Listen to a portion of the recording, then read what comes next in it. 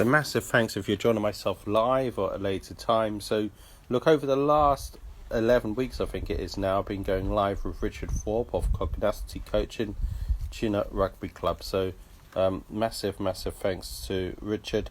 I'm just going to invite Richard onto the call.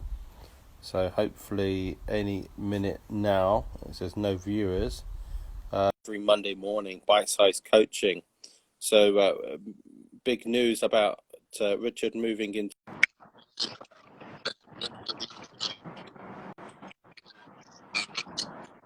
Quite see Richard's video yet. It says connecting, so it's there. Massive thanks, Richard, for joining myself this morning. So you're going to be joining us on Monday as well, Monday the 1st of June. Phenomenal to really think it's the 1st of June. Lockdown has been a significant change for yourself, of course, as well, because you've become director of rugby at International Rugby Club as well. Yep. So, look, go on. Yeah, I was going to say it's huge changes for me in my life, and I mean we've been watching very closely since Thursday's announcement from Downing Street. We've got a lot of changes now being able to implement in rugby clubs. It's the beginning of the end, or maybe like the end of the beginning, or whatever that Churchill quote was. But it feels like we've got an end in sight now, which across the board, rugby, property, any business is, for me anyway, it's starting to get exciting. Sure. I would say almost any business. I know hospitality, tourism is the one which is still massively affected. Backlog. I think that's the one which is still going to be definitely, at least it looks like, a month behind schedule. I was going to say, is there a date in mind, Richard, when rugby begins again? Premier League have announced dates, but has rugby announced dates? No. So I mean, look, it's very easy to focus on all the uncertainty, the uncontrollables, of which a start date is one of them. We're just completely out of control of it. What we do know now, from a rugby club perspective, we can now start inviting 6 players at a time to come down and train outside on field. They have to remain at least 2 meters apart from each other, and they can't share equipment. So that's a fact. So we'll be working on that. And getting ourselves into a position whereby whenever the next fact gets presented to us and the uncertainty starts to lift and so on, we're in a position to act on it and act quickly. Because in sport, as in with business, now we're probably going to see those that are the first to get going, those that are ready as soon as this lifts, we can hit the ground running. There's going to be opportunity. I would think. So I've got. I was going to say, look, one piece you've been writing about recently, or blogging, or focusing, researching about, is marginal gains. Do you want to just explore that a bit more? Yeah. So I mean, marginal gains. The theory of marginal gains. I presented a couple of workshops for you, Brendan, on this over the lockdown period. So that kind of got really popularised when England won the Rugby World Cup back in 2003. So Clive Woodward, the manager of England, was asked, well, how did you do it? What did you do? And he said a lot of things, but the one that probably got the most attention was, he said, don't look for the magic one thing. Do 100 things a little bit better. And that focus on the little things, any one in isolation wouldn't make that much difference. But when you add them all up, you get a compounded rate of return. And that's the theory of marginal gains. Little behaviours, what time you get out of bed in the morning, what you eat for breakfast, what time you have your shower, and whether you have a cold blast at the end of it.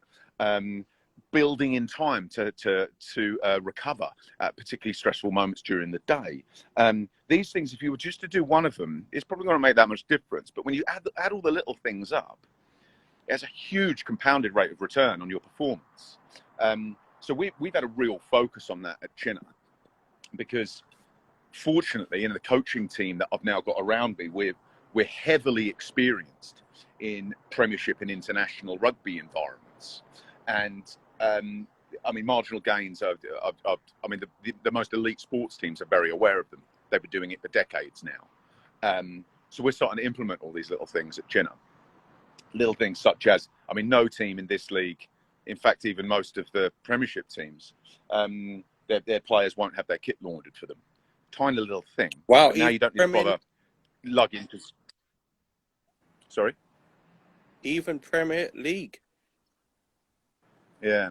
I was first exposed to that when I moved to Leicester Tigers.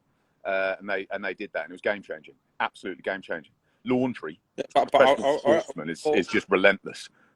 Yeah, I would have thought every Premier League club do that naturally, Richard. Well, they don't. Okay. So we'll be introducing that, and a whole host. So our management team now and our coaching team are just building out that list. What are all the little things we can take off the players that they can just turn up and focus on being the best rugby player that they could possibly be? That's ultimately the position I want to be able to get our players into. Cool. I mean, there'll be people with different views around that, but from personal experience, it makes a huge difference. I was going to ask, how can professional developers, professional property developers, property investors, landlords, those involved in property, implement marginal gains as well? Well, do you know what, Brendan? You and I have actually been talking about this for 5, 6, 7 years. I mean, I remember doing an interview with you at our office up in London Bridge, talking around having a virtual assistant. That would be a marginal gain. Talking about having a CRM system, that would be a marginal gain. Systemizing your business model, just streamlining and making yourself more efficient from a business perspective are marginal gains. But then look at your personal life.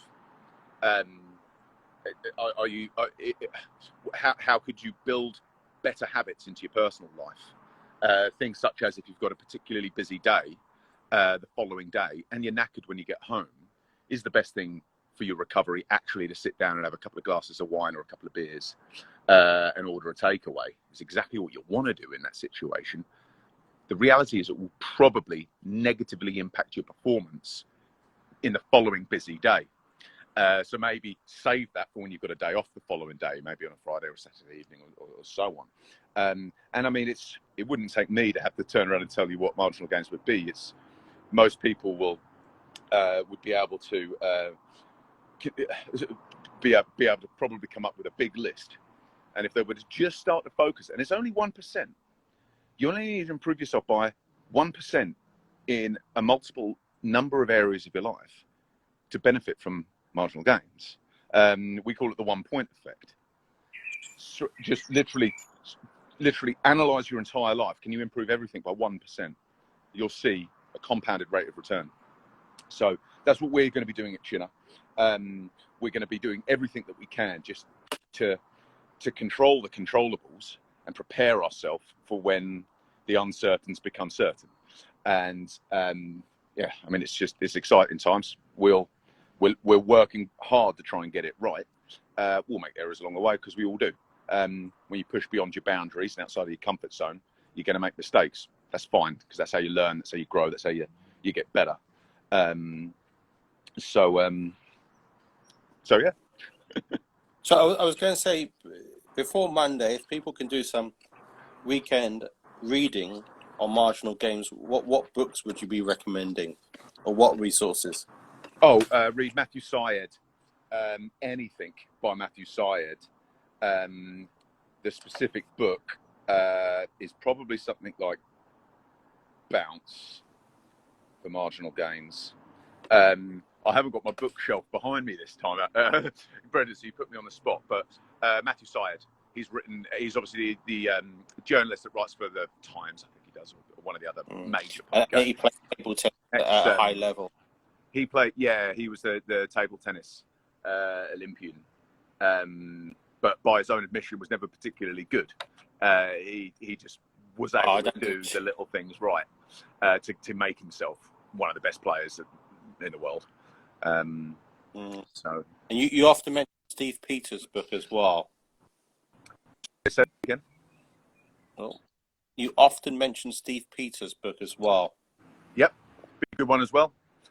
So, But yeah, I mean, more so than my advice, this is what I do with my coaching clients. People sit down in a one-to-one coaching session. Well, what book should I read? What else can I learn? I was like, just go and start doing it. Like, yes, go and read the books, but just go and start doing it. Start. Even if you don't have all the information yet, start now, because that's how you build momentum. I've seen it time and time again where people spend years waiting till they have all the information before they start. Now they're actually years behind the guy that just got going. So yes, go and read Matthew Syed, but start right now. I was going to say, now? Richard, you're going to be joining us on Monday morning, this coming Monday. Right. We go live at 9:40. You're going to be joining us, I think, just after 10 o'clock on that call. Yeah. Do you have anything in mind you're going to be speaking about? Oh, well, I'll probably just fly by the seat of my pants, Brendan, as I usually do. No, I'm kidding. We'll certainly just give a little reminder on some marginal gains and a few other bits and pieces. But that's just a bite-sized coaching block, sort of 5 minutes.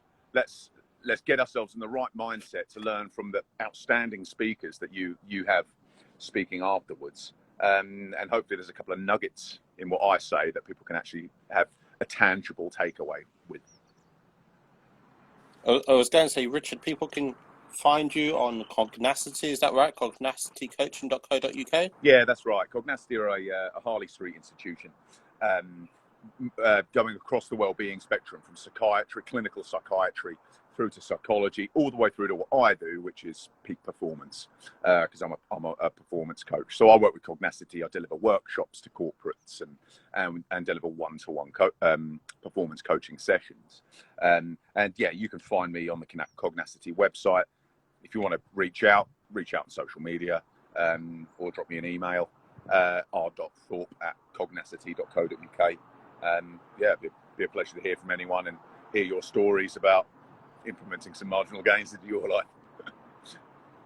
Richard, I just want to say a massive thanks. I look forward to seeing you in 48 hours from now. Yeah, likewise. Look forward to it. Thank you. Cheers, Brendan.